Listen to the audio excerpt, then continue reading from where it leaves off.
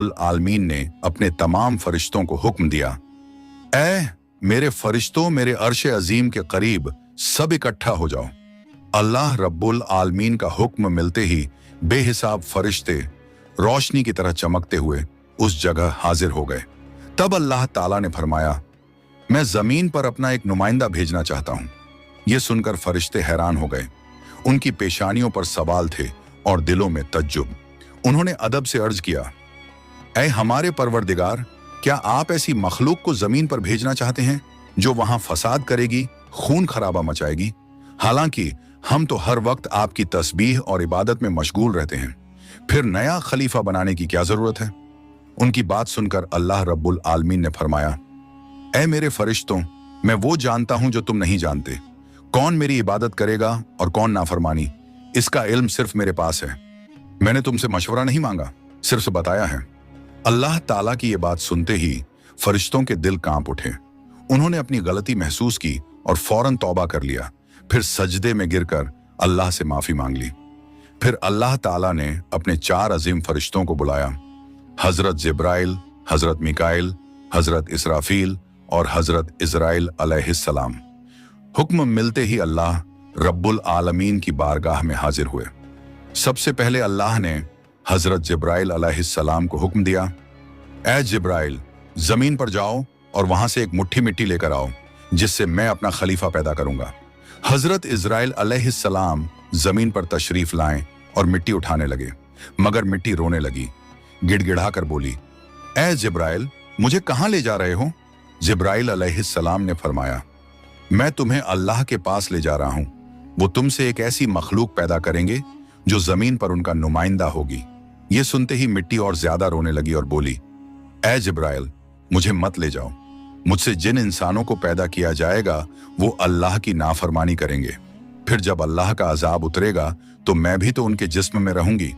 वो अजाब मुझे भी झेलना पड़ेगा और अल्लाह के अजाब को सहने की ताकत मेरे पास नहीं है। मेरी तरफ से अल्लाह से माफी मांग लेना। मिट्टी की यह दर्द भरी पुकार सुनकर हजरत जिब्राइल अलैहिस्सलाम खाली हाथ वापस लौट आए और अल्लाह के दरबार में जाकर पूरी बात बयान कर दी। फिर अल्लाह ताला ने हजरत मिकाइल अलैहिस्सलाम को भेजा।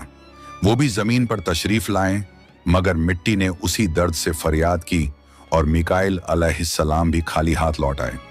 इसी तरह हजरत इजराफील अलैहिस्सलाम भी जमीन पर तशरीफ लाएं, मगर मिट्टी की आह सुनकर उनका दिल भी पिघल गया और वो भी मिट्टी उठाए बिना ही लौट आए।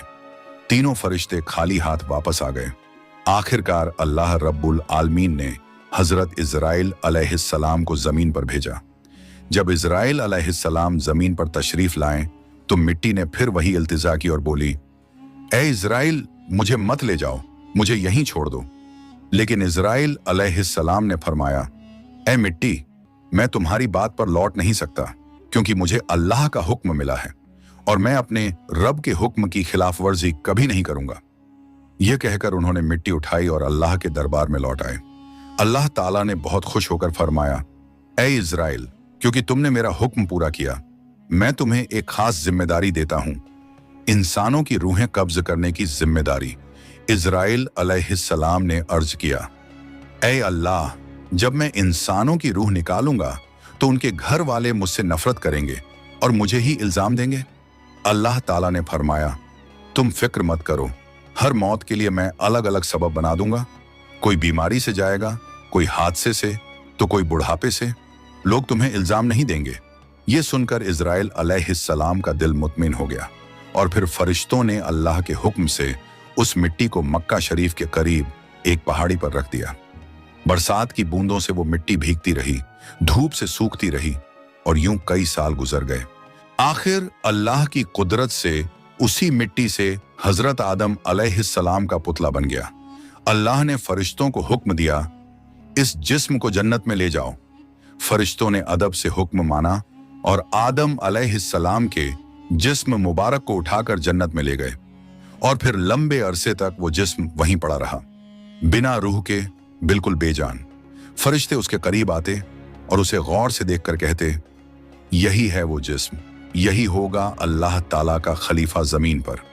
मगर फरिश्तों का सरदार आजाजील, जो उस वक्त तक शैतान नहीं बना था, वो हमें